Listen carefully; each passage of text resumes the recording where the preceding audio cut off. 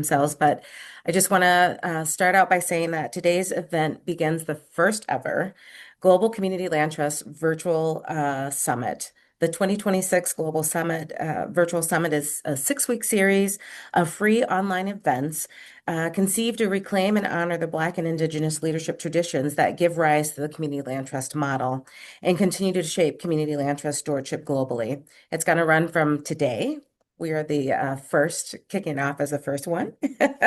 Um, and so the summit brings together practitioners, leaders, and allies to share experiences, reflect on practices, and advance the global CLT network. We're really excited and grateful for the International CLT for their support and help in arranging this summit. All right, let's get started. And we here at Rondo Community Land Trust are honored and excited to join you all for today's panel, which is Rooted in Justice, Centering Underserved Communities and the CLT Practice. And I will turn it over to Damon and Ashley to introduce themselves, and then we'll get started. My name is Damon Mason. I am the Associate Director here at Rondo Community Land Trust, and I will actually be moderating the panel discussion later on in this meeting. Ashley? Good morning, everyone, or good afternoon or evening, depending on where you are in the world. My name is Ashley Allen, Executive Director of the Houston Community Land Trust here in Houston, Texas. Thank you, Ashley and Damon. Again, Mikeya Griffin, President and CEO of Rondo Community Land Trust. And today we are really excited, and I hope you are too, to really start grounding us in the history of the U.S. context of community land trust and the first community land trust that actually started, which was rooted in our Black experience here through the Civil Rights Movement. And today I'm honored to show the arc of justice, which is really, again, I want to ground us in the history of the Community Land Trust movement, where it came from. After that, then Ashley and I will take you on a journey about the work that we do and how we support and ground Black communities in our work here at Rondo CLT in Houston.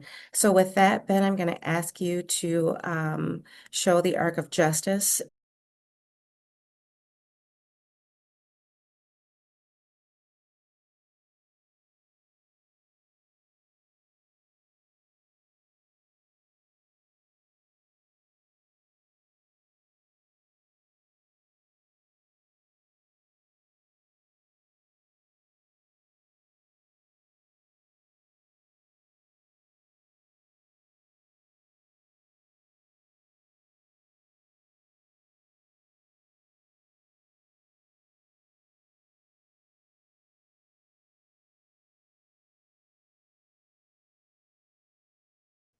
So as we continue to ground ourselves in the history, let's let's take it to another bit of history in the city of St. Paul in the state of Minnesota, which is almost as far north as Canada. It's close. We always say we're kissing cousins to Canada. Um, Go ahead with the next slide about Rondo CLT. And I always like to start this story with, the cutest little Black couple drove up from Port Gibson, Mississippi from the South in the 30s. What you see right here is a map of a 1935 planning map from the city of St. Paul. And where it's bordered in red, it says the largest Negro section in the city. At one time, the Rondo community itself was home to 90% of the African Americans that lived in the state of Minnesota. And I like to center on this map because shortly after this map was drawn up, that cute little Black couple that was really kind of moving from Jim Crow South to the north for better jobs and opportunity were my aunt and uncle. And that's how my family came to the state of Minnesota. And I always like to say I'm a proud fourth generation Rondo community baby. can go to the next slide. Um, you'll see this representation of, in the 40s when my late 30s, early 40s when my family came here, that on the left side of your screen here, this is all the land that they came into. This was um, a very, Rhonda was a very generational, cooperative mutual aid society. Um, and then in the late 40s, early 50s, when highway construction was starting across the United States, the community was really kind of devastated through the taking and seizure of homes and businesses in the community. And so over here, you'll see where the highway has come through. And we have lots of super blocks. So we moved from having a very collected neighborhood to, you know, homes and businesses being taken through some through eminent domain and some through very low cost because that box that I show you where they identified the largest Negro section, they actually condemned the whole entire neighborhood and labeled it slums.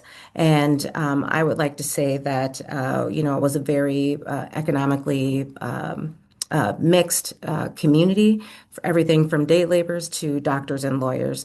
And even though folks were escaping Jim Crow from the South to come north, there were only a few areas in the city that were really open to Black people, even in the state of Minnesota up north. All right, go to the next. And historic Rondo today, you'll see some of the pictures here depicting life back in the day. And I'd always like, again, this was a very strong cooperative community values. The community actually started at the first Black credit union, the first cooperative grocery store, its first membership. What I wanted to hear on the side here where the woman is singing, that was the Credit Fund Society. When Black people didn't have anywhere to go to kind of celebrate and have high society, they created their own spaces here in the state of Minnesota. And again, a lot of that was disrupted. I'd always like to say that the highway was one of the very first physical, deep, lasting wounds to the community, but it didn't stop the resilience of the community because I grew up here, and it was very much, living with seeing my neighbors and my church and all of those things. Okay, we can move on to the next slide. However, and that was in the 60s, the freeway was completed in 1971.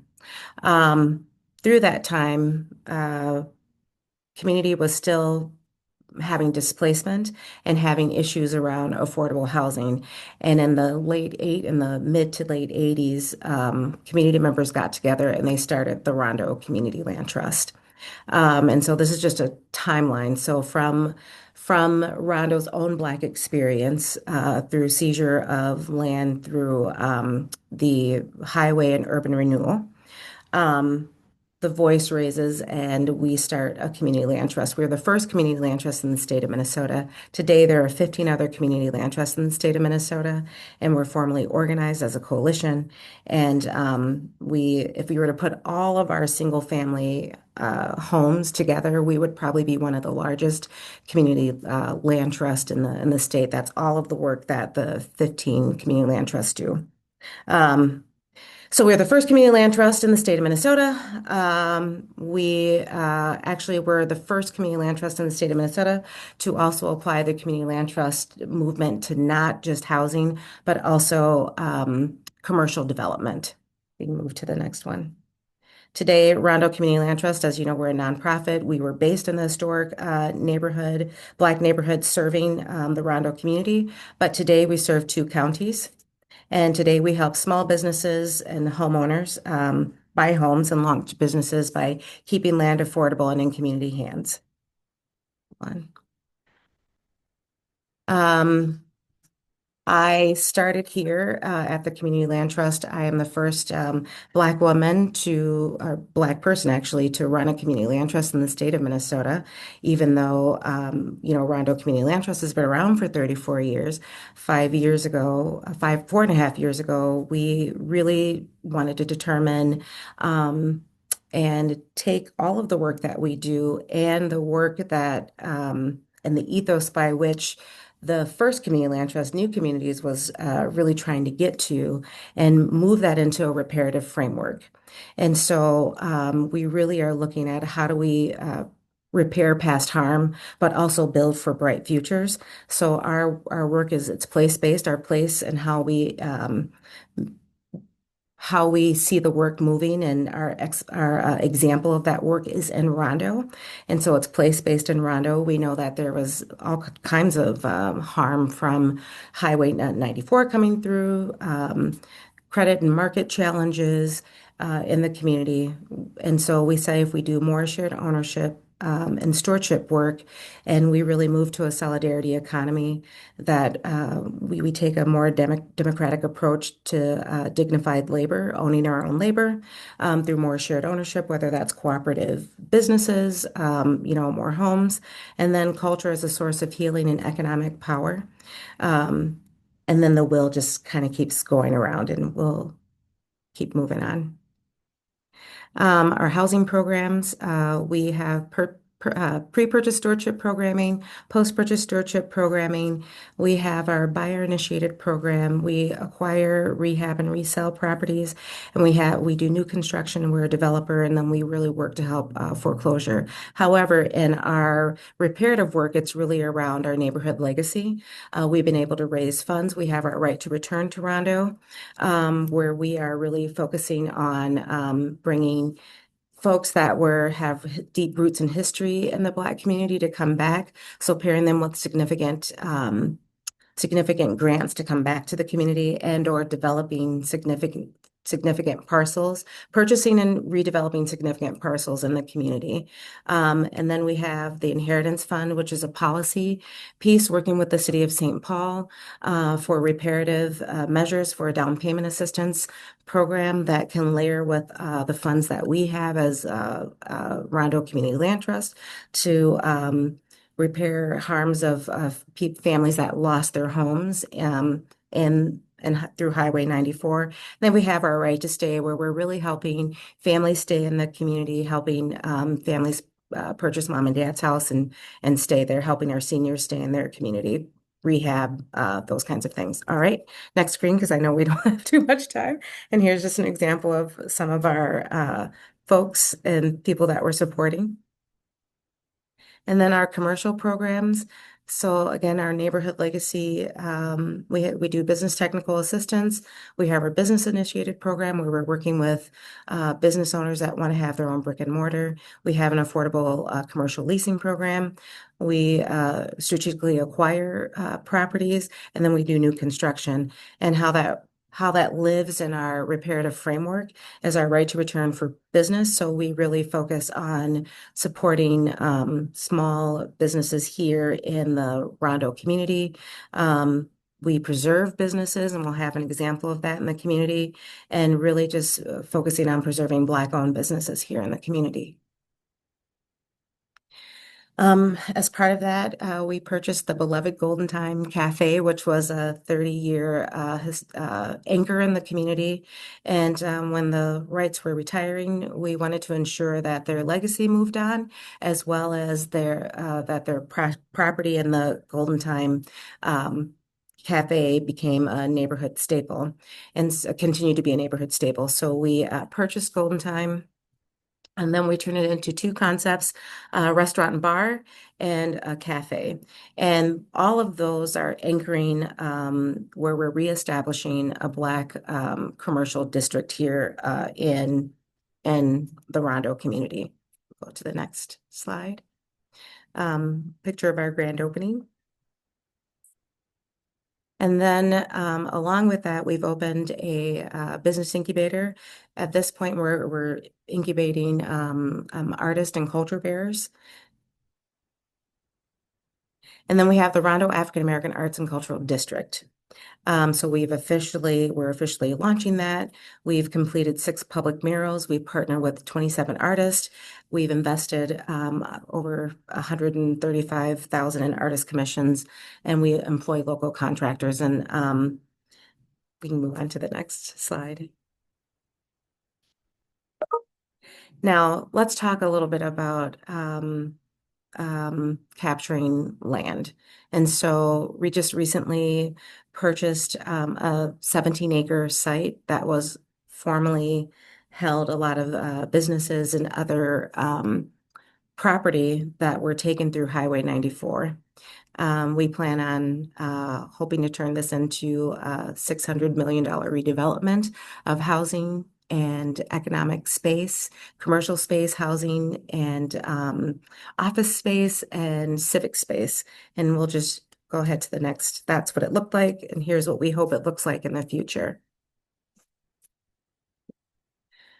Um, Rondo Community Land Trust continues to strengthen local businesses and create economic opportunities through our affordable commercial space. We're supporting 11 businesses where we're giving affordable commercial lease space, helping reduce overhead pricing and overhead for our small businesses here, and providing business and technical support for entrepreneurs.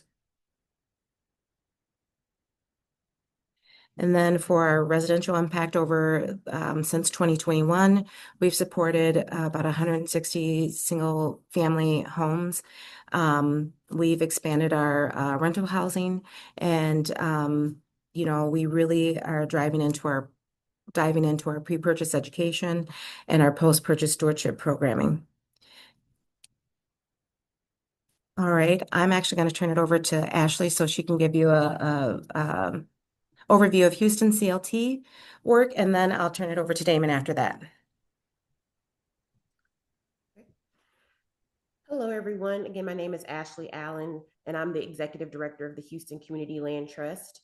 Houston Community Land Trust was established in 2018, and we sold our first home, our single family home, in 2019. So I always say we're a baby in the CLT movement and have a lot to learn. But one of the things that I think we are learning, as Mikeya has just shown, is that the community land trust can be used in several different ways. That community is so much more than just the homes that are there, but it is about the people and the places, and then also preserving the price of communities.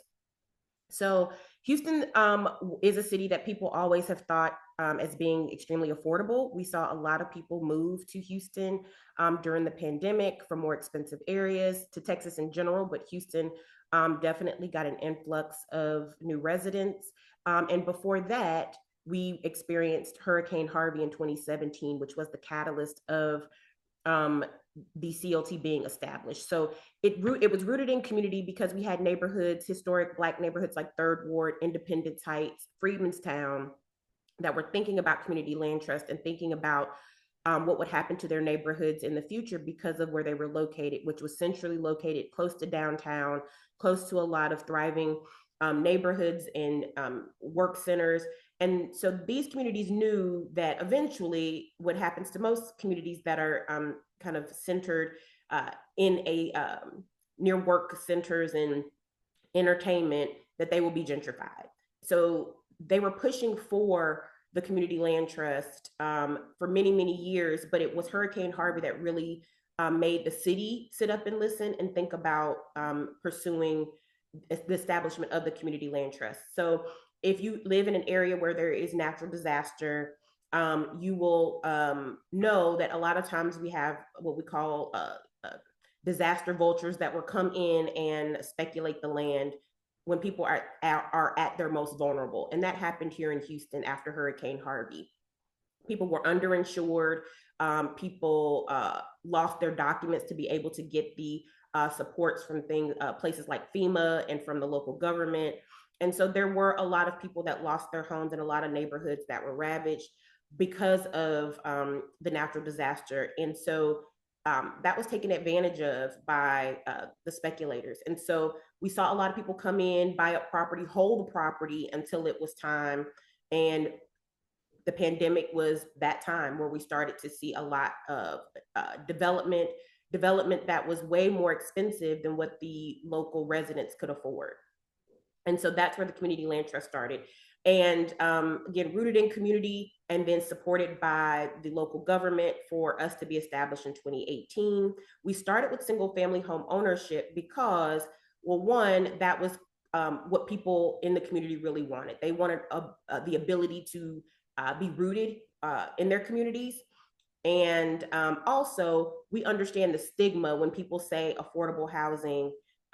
There's a stigma around affordable housing and rentals. People have this, I would say, ignorant idea of what that means. They think of public housing, and you get a lot of pushback. And so, because the Community Land Trust was new to Texas and to Houston, we were the second community land trust in the state of Texas. And so, people were not sure about the idea of owning the land collectively. And so we started with single family home ownership because, one, this is something that we knew that city council would get behind to fund, that neighborhoods would get behind, and also this is what the community wanted as a way to find, as a way to be able to stay rooted in their community. So on the screen now are a few of the homes that are in the Community Land Trust. We are a scattered site model, so we are not concentrated in one neighborhood. We actually have homes across the entire county, Harris County, which is one of the largest counties in the country. So we do have some neighborhoods where there are more Community Land Trust homes. And we have some that are in subdivisions that there's a high concentration of Community Land Trust homes. Actually, there's one subdivision that we have here in the city that has 23 homes, CLT homes in them. So we started with a partnership with the city of Houston and our land bank, and they built homes, the city built homes on land bank lots, and then the buyers were able to either buy through the Community Land Trust for $75,000 or at market rate for $180,000. Now, we don't have $180,000 homes anymore, because as I mentioned, after the pandemic, prices definitely skyrocketed, but what we end up having was a high demand and the city could not build homes fast enough. And so we then shifted to a home buyer driven model where the homeowner gets to pick where the home is. Now there are some, requirements for that home. One, it could not be in a 100-year floodplain. It could not be in an environmentally hazardous area. We didn't want to perpetuate building affordable housing on areas that are environmentally hazardous. We do have what's called a cancer cluster here in Houston. We have several brownfields. And so we wanted to make sure we were not perpetuating that idea of building housing in areas that were unsafe, and no major repairs in the first 5 years, because that's part of the affordability. If you have to go and get into a home as a limited income buyer, as we service homeowners under 80% of the area median income, having to get a new HVAC system does not equate to affordable. So we wanted to make sure that home buyers were getting in the home and being able to stay in the home. And part of that also is our taxing agreement. CLT homeowners in Houston pay taxes on the restricted resale price and not on the market rate value, which allows for that stability, and that low purchase price extends on to the actual long-term affordability on the ownership side as well. So it's not just getting someone in a home, it's keeping them there. Next slide. We are a traditional community land trust. So we do have post-purchase stewardship, and that looks like, that encompasses a variety of things. One, our workshops. So making sure that homeowners are successful in home ownership.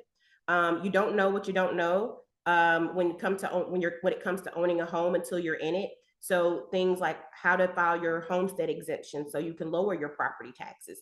While CLT homeowners already get reduced taxes, that additional tax exemption for it being your homestead absolutely helps. Senior exemptions, disability exemptions, those are the things we want to make sure our homeowners know about, and that isn't normally discussed in depth for homeowners to know, to be able to take advantage of those incentives.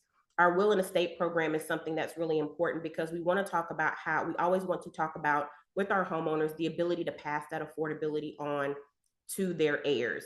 That's part of the wealth building, being able to maintain the asset, but then also being able to pass that asset down to your heirs.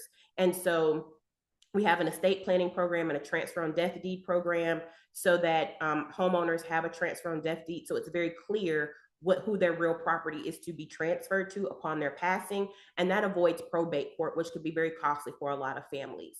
Some of the other activities you see on the screen is our World CLT Day, which we're starting to celebrate now. And then some of our volunteer workshops and events that we have. We also have a holiday party that we do for our homeowners every year as a way to stay engaged with them. Because they are all across the county, we don't always have the opportunity to get together in one space. So outside of our membership meeting, the holiday party is another event that we do every year to stay engaged with our homeowners. Next slide. And so here's just a list of what our stewardship program encompasses. We do have the tripartite board model because we believe that is essential to making sure that governance is in the hands of the residents. And we're a membership organization. Some of the other things that we're proud of outside of our transfer and death deed program is we established a scholarship program for our homeowners. We've had our first graduate school graduate last year, and then we have our first undergraduate graduate graduating in May of this year. Next slide. And then we understood that we needed to expand how we support community because the need is there and the need for affordability is there outside of single family home ownership. So we had our preservation and rehab program to support those who are currently homeowners.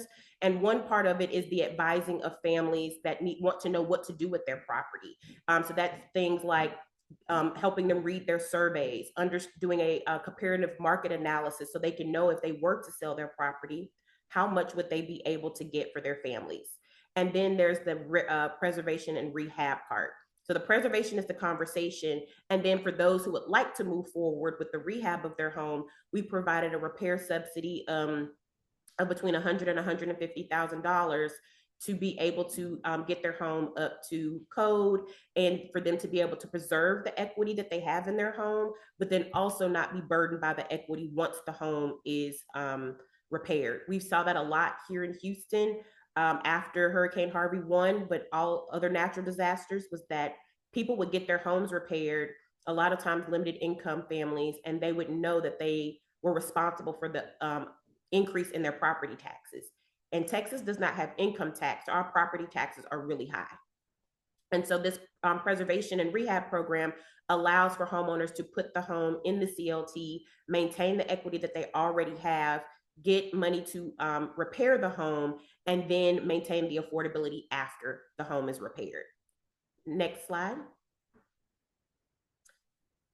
Okay. And then our affordable rental, we understood that everybody was not ready for home ownership, but we were struggling to find affordable rentals when we were even looking for a building to then purchase for rentals. I mean, the condition that people were living in and what they were paying was not okay. And you kind of got to see the disparities in how we treat the idea of affordable housing, particularly in the idea of affordable rentals. And understanding that we know landlords, they have to maintain the property, using the rents from the rents. And sometimes that's not enough if you have high property taxes and things of that nature. But the deferred maintenance on a lot of affordable rentals was disheartening. And so we wanted to make sure that we had a rental building that was clean and somewhere that people could be proud of, that was centrally located. Because we understood that everybody doesn't have a car. And even in Houston, where people probably should have one, because our public transportation is not that great, that we wanted to make sure it was near bus lines and make sure it was near job centers so that people could get back and forth fairly easily. Next slide. And this is some of the pictures from the rehab that I mentioned before. So as you can see, we did an extensive rehab to the home. And this particular picture right here, they had a bad addition done to the home and were taken advantage of by contractors. And the home was cracking in half, where you see this separation between the two rooms. There, it was literally cracking in half and separating. The two parts of the home were separating. So a lot of work was done. We put in over 25 new piers underneath the home. in the foundation to stabilize it. And also we were able to make the home more accessible because the residents were in their 90s and in their 60s. They needed a home that was a little bit more accessible for them. Next slide. And here's the picture of our affordable rentals. So as you can see, quality rentals, they're not huge. They're about 700 square feet, 2 bedroom, 1 bath. But I came from the perspective of, if I wouldn't live there, then we shouldn't be making anybody else live there. So when I went in and my team went in, that was one of the things, like, could we live here? Is this a place that we would feel safe living in? Is this a place that we would want to invite our family and friends over? And once we found that place, we knew that this is something that we could feel comfortable renting to others. Next slide. And lastly, as Mikeya talked about, the idea of economic development and commercial space, we took a step in that direction. We're not fully in the in the retail space yet, but we did purchase this property, a community and business space in Third Ward. So all of the our rental building that you saw and this building is in the historic Third Ward community of Houston, Texas. It is the home of the greats as such as Felicia Rashad and Debbie Allen and Beyonce, are historic residents of Third Ward. Also, George Floyd is a resident, a former resident of Third Ward in the CUNY Homes development. And so right now, Third Ward is a neighborhood that is gentrifying very, very quickly. And they are trying to erase the culture and the history from Third Ward. And so it was important for us to be able to be rooted here in this community, because by the time we did our housing programs, the prices of homes in this neighborhood were so expensive that even with our subsidy of up to $150,000 for buyers to buy a home, that was still not enough to purchase a home in Third Ward. And because the neighborhood was essential to us being able to develop the CLT, it didn't make sense for us not to have some type of connection. Texas Southern University was also part of our founding with the research from Dr. Jeffrey Lowe, and Texas Southern is in Third Ward. So we are rooted in this community just off our founding, and we had no homeowners here. So we decided that our rental building and our community space / office space, where I'm sitting in right now, would be in the historic Third Ward. So it was really important for us to purchase this property. And so now it serves as the headquarters of Houston Community Land Trust.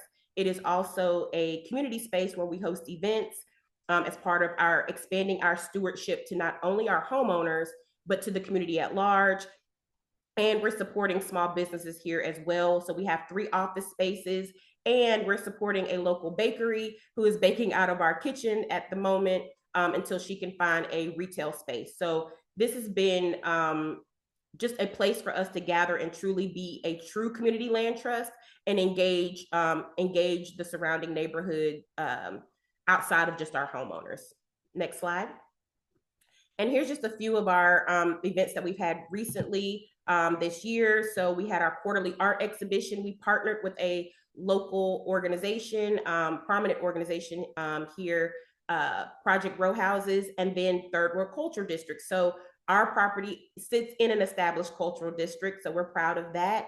And we partnered with them to highlight local artists, and we're doing a rotation. So our first rotation happened in April. And as you can see here, some of the photos from the art exhibit. And then also, I mentioned we had a bakery that is baking out of our kitchen, and she does pop-ups here from time to time. And she's up at the top, Miss Ella Russell of Crumville HTX.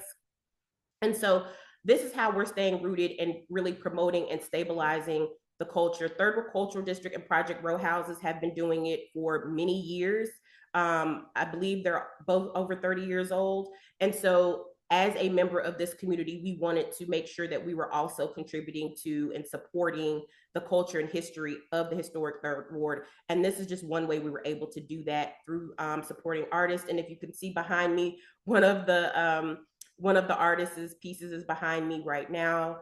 And then also supporting small businesses and local businesses here in the community. So as Mikeya mentioned, the CLT can be used for so many things.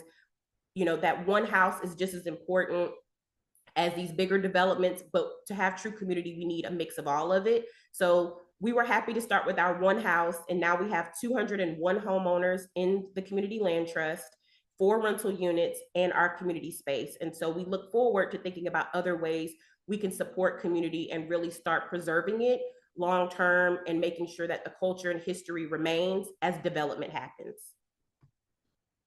That is all for me. Well, thank you so much, Ashley. That was beautifully said. Mikeya, thank you so much. Um, uh, your words, your deck has inspired a lot of questions. So even though we're about to move into the panel discussion, I don't want to break anyone's heart, but we have some beautiful questions.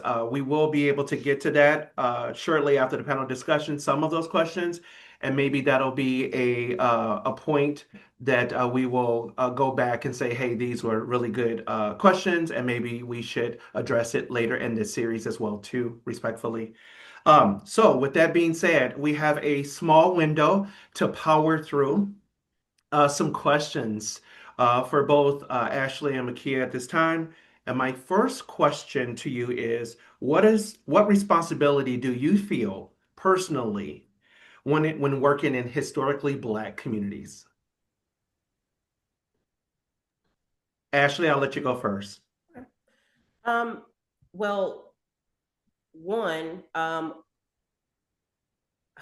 personally, I'm not going to walk around in the community and not be doing something for the community, because at the end of it all, I have to walk into the local coffee shop. I have to walk into the church. I have to walk into, and I want to make sure that people understand that I'm here doing the work with them, and that we are open space to really figure out these ideas and to support the work that's already being done. We're not coming in saying we have all the answers.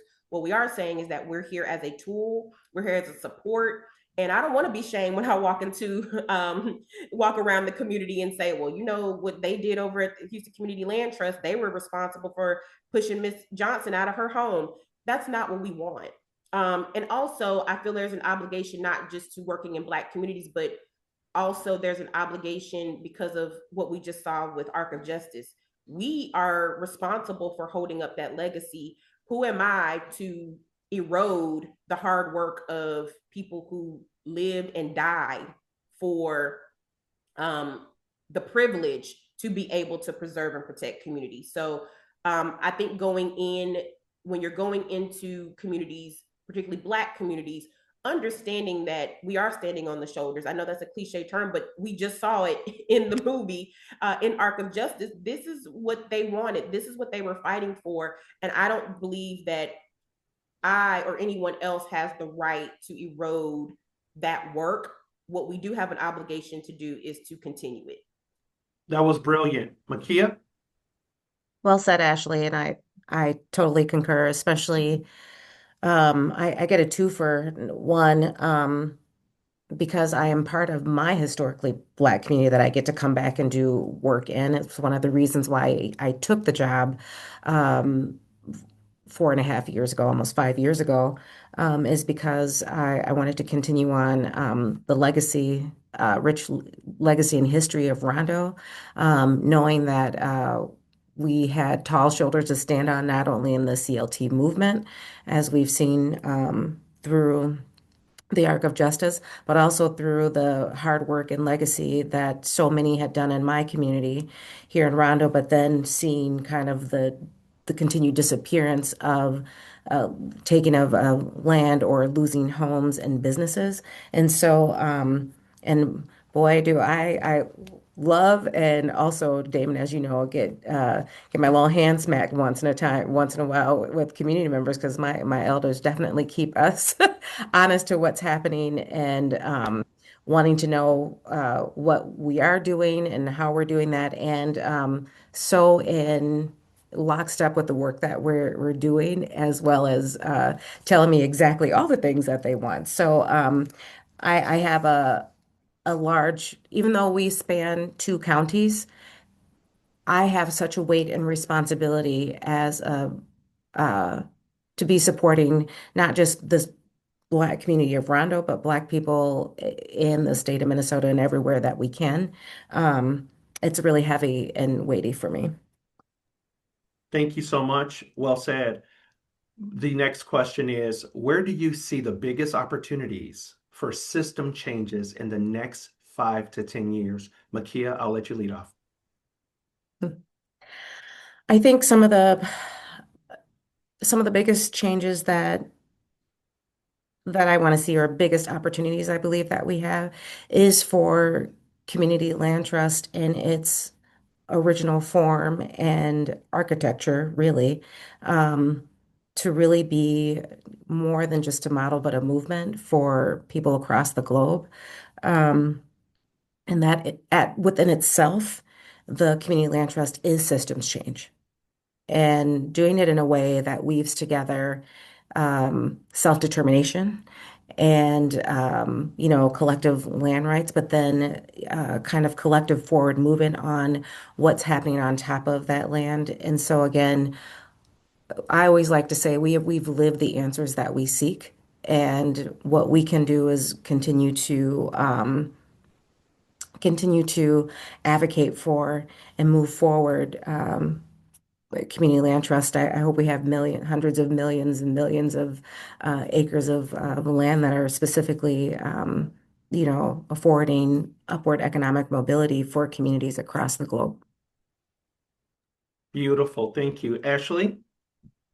Yes, kind of in the same vein, I would like the opportunity, I think, now is to shift the way we view land ownership. I think uh, Black communities and other communities of color have always been known as um, communal and not individualistic.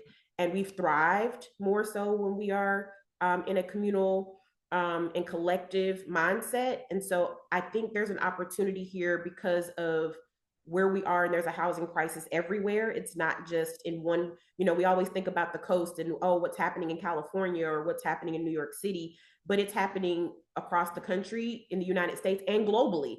Mikeya and I just got back from a trip in Brazil, and hearing from our colleagues from around the world, this is not a Texas, California, New York, Minnesota problem. This is a global issue. And so, because we are at a time, a pivotal point where everybody's feeling the tension of housing affordability and their communities being erased, that it is the perfect time for us to kind of shift our mindset and really be advocating at the local, state, and national level for more collective ownership, and us really kind of shifting that mindset from that individualistic, how much money can I make from my property mindset, because we see it has not worked for us in our communities. Well said. Very well said. I'm going to throw out a very interesting question to make sure that everybody stays stimulated. Um, and the question is, what gives you hope and what keeps you going while you're doing this work? Ashley? Mm-hmm. Um, Honestly, it is a story of our homeowners, and I'll just have a few quick ones. So, one of our homeowners, we were at the holiday party. She said, "Hey, I'm graduating with my associate's degree next week," and we said, "Oh, well, that's fantastic." And she says, "Oh, and by the way, I'm going to go get a bachelor's degree." She said, "Once I was able to buy a home, I felt, well, if I can do that, I can do anything." And so the anything was going back to school. And so that launched our scholarship program. And as somebody who experienced homelessness for a good portion of my life as a youth, I understand how stabilizing your housing really does shift your mindset. It stabilizes you, not just physically, but mentally. And so that was an example of somebody who was able to stabilize their housing, and it opened up their mind to think about all the other things they could do. I also think about, unfortunately, we lost our first homeowner in January, and she had a transfer on death deed and was able to transfer that property to her heirs without having to go to probate because that transfer on death deed was in place. And so I'm just thinking about how her family, in the midst of their grieving, didn't have to worry about where they were going to live because they were living in the home with their mother, and they didn't have to think about, well, what's going to happen, and we got to go to probate court and all of these things. And so what gives me hope is that we are creating and have the ability to create programming not just housing programming, but really those support services and the programming that really focuses on economic mobility, social mobility, um, mental health. It's all encompassing. Housing and your community is attached to all those things, and so being able to kind of uh, create bigger systems and bigger impact is what gives me hope every day to keep going, because this is hard work. Yeah, I appreciate you saying that. I think a lot of the conversation is around new CLTs that are emerging, starting, just acquiring their first property and so forth. They're feeling what you're saying right now. It's real. So thank you for sharing that, Mikeya. What gives you hope and what keeps you going with this work? What gives me hope is I think there's almost over 100 participants on this call, and that gives me hope.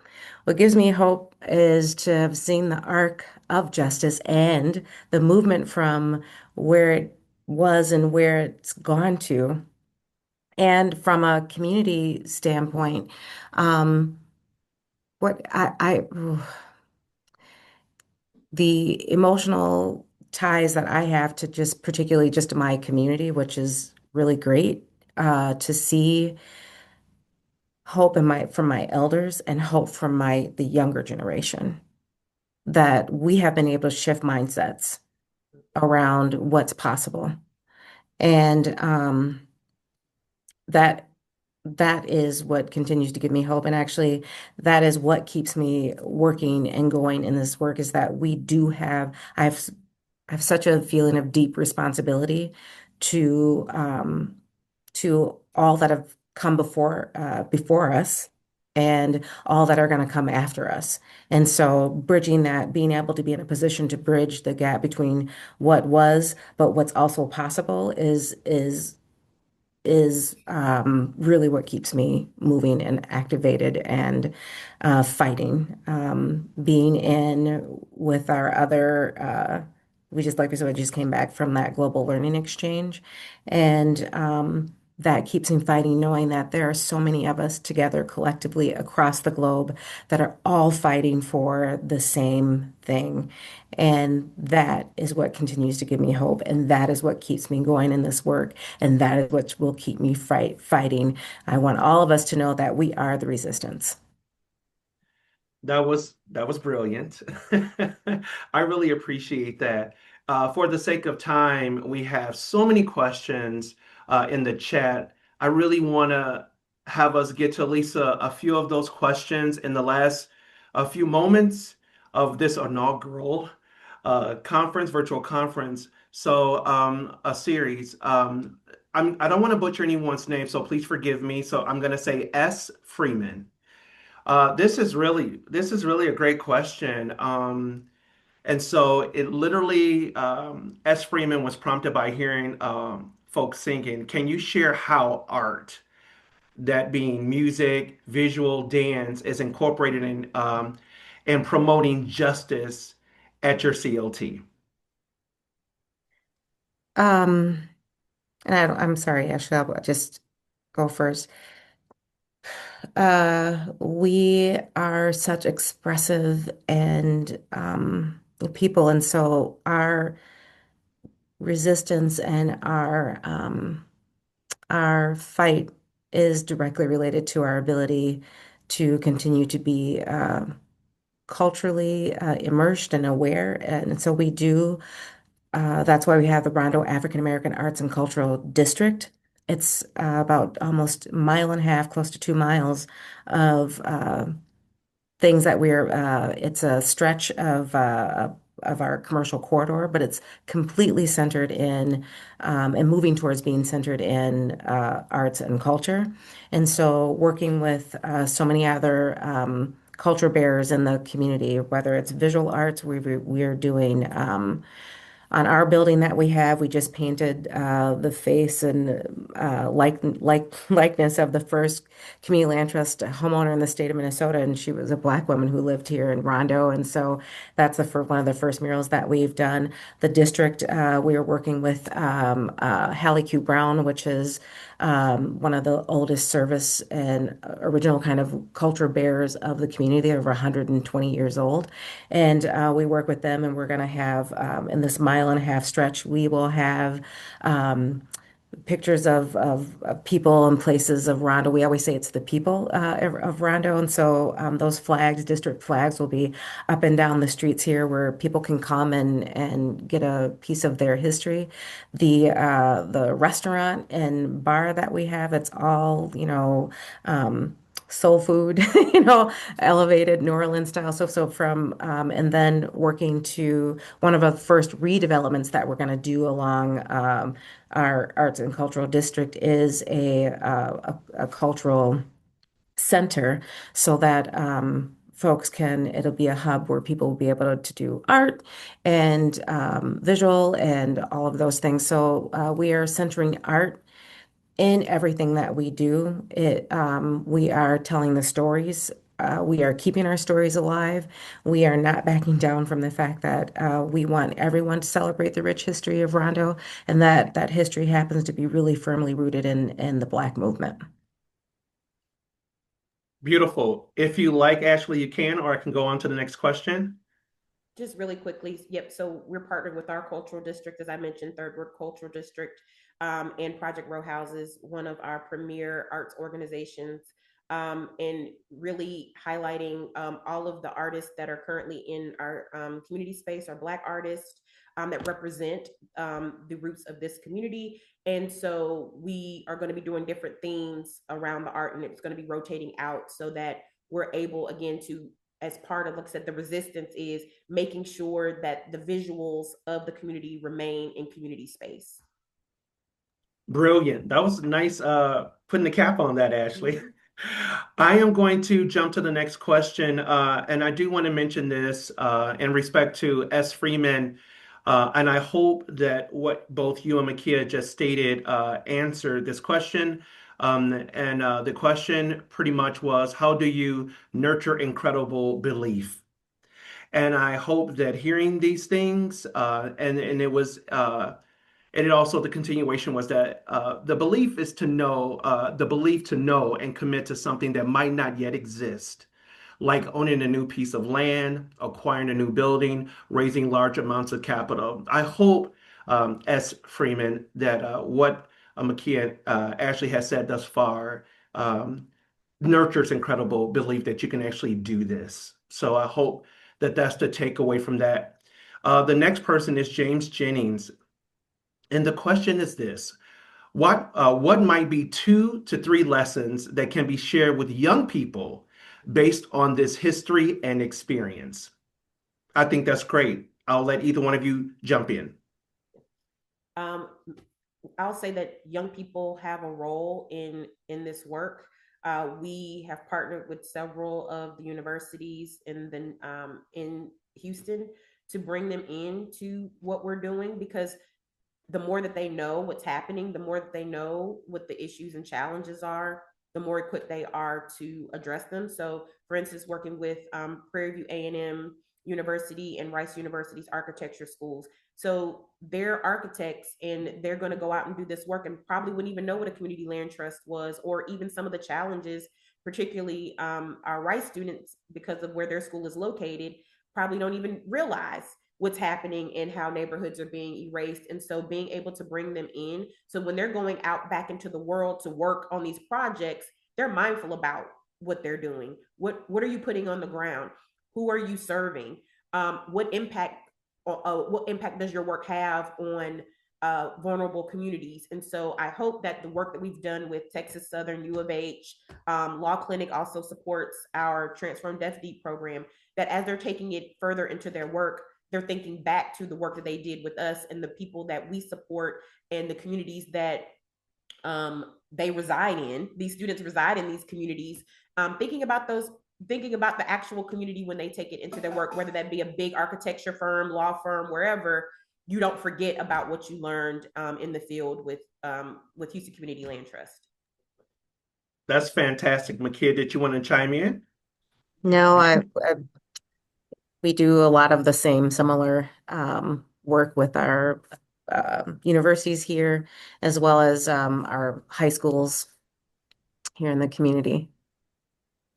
Beautiful. Thank you for that. Okay, so this is a pretty big question. So I want to make sure that this might be a continuation, or I hope that via the presentation, there might be, because this is the model, so it might need a little bit more time and clarity. And so don't want to again butcher anyone's name. So this is O Rahim. And the question is, could you please elaborate further on these, the buyer-initiated program, pre-purchase, and post-close stewardship? And I want to be careful because it's simple to articulate, but sometimes it takes a little bit of time. Is this something that we want to table and then circle back, or would you ladies think you can summarize those things and answer this question from Rahim? Can oh, Ashley, what do you think? I can take the buyer initiated and you post-purchase. And you did such a great job of explaining your post-purchase stewardship programming, and we kind of offer some of the same similar things. I think what we could do is, if you're comfortable with it, maybe we can send out the list of things that are on there. And then I think you did a good job of explaining the buyer initiate. So yours is buyer-driven program, our home buyer initiated program. Same, where it's a grant that we pair with someone who is mortgage ready. And our pre-purchase stewardship programming, we help people get ready to be paired with a home, get ready for a mortgage so that they can be paired with either our home buyer initiated program or a new home that we built or a rehab that we've acquired and put together. And so in our regular work, it's a $150,000 grant that we pair with someone's mortgage. And then so they have more buying power in the market that we're in. And then we also pair that with an additional $60,000 to $80,000 of rehab. So we want the first 10 years, the useful life of HVAC, mechanical systems, roof, all of those things, to not be so onus on the homeowner. So, and I believe Ashley's is the same program. And our neighborhood legacy and our right to return, we pair with up to $200,000. And then you can blend that with other down payment assistance programs and all of that. And that's how we work those two programs. I'll just add in quickly. What's really important about the pre-purchase stewardship is you don't want to have a CLT in homes and people in the community or your target audience is not ready for a mortgage to be able to buy said home. So just think about it as kind of like your home buyer education, all of your CLT education, and that post-purchase is the supports that you give the homeowner so they're successful in home ownership. Because if you think about if you are a homeowner, you know that you don't the maintenance and the property taxes and the insurance and all of these things are not that easy to understand. And so how do you make sure that the new homeowners have that information so they're successful in home ownership? So pre, help them be ready to buy the home. Post, make sure they can stay in the home successfully. Right. Brilliant. I love it. Last question, and we're going to wrap this up. So thank you, everyone, for sticking it out with us. The last question is from Will Blake. Is there a hand-holding and/or baby step process that aids other communities in developing their community land trust and cooperative housing initiatives? This is a huge question. Yeah. Every Wow. conference I go to, whether it be in the United States or abroad, this is a really big question. So, ladies, I'll let you take maybe a minute and a half a piece to answer that. Is there hand holding? Well, I tell you what, hopefully, Ashley, you don't mind, we're available.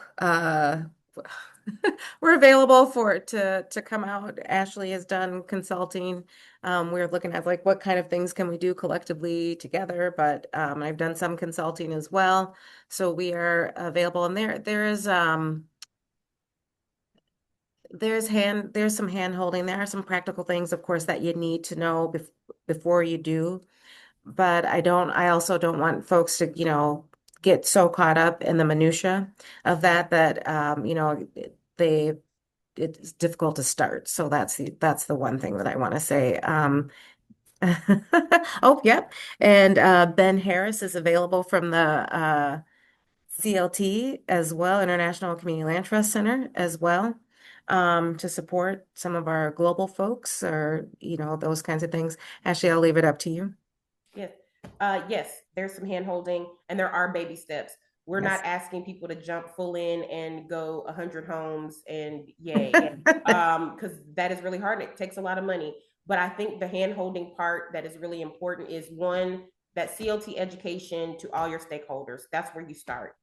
Because you may believe in the CLT and members of your community may believe in the CLT, but you want to have philanthropy, you want to have the city, you want to have, and I'm saying that as somebody who had the city support, no longer has it because administrations change. And that's why it's really important to have everybody behind you, not just one stakeholder. But that education component is really important in getting people to learn about the CLT, see its benefits, give them real life examples of CLTs around the world, not just in the country. Let them know this is an international model. And there are people all over the world doing a great job with the community land trust. And I think getting people to buy in on the front end will ease your work on the back end. So the baby steps, yes. And that first step is educating people on the community land trust and talk to as many stakeholders as you can speak to in your area. I would also recommend starting with the Arc of Justice whenever we bring people, especially community members together. Um, we start there and then we start going through the education and we give a broader view of what it looks like nationally and internationally, and then how people are supported, whether it's um, our government folks, our philanthropic folks, and then just people even in the community who are always willing to sometimes donate land and those kinds of things. So thank you, Ashley. Well, thank you so much, Ashley. Thank you, Mikeya. Thank you for the attendees.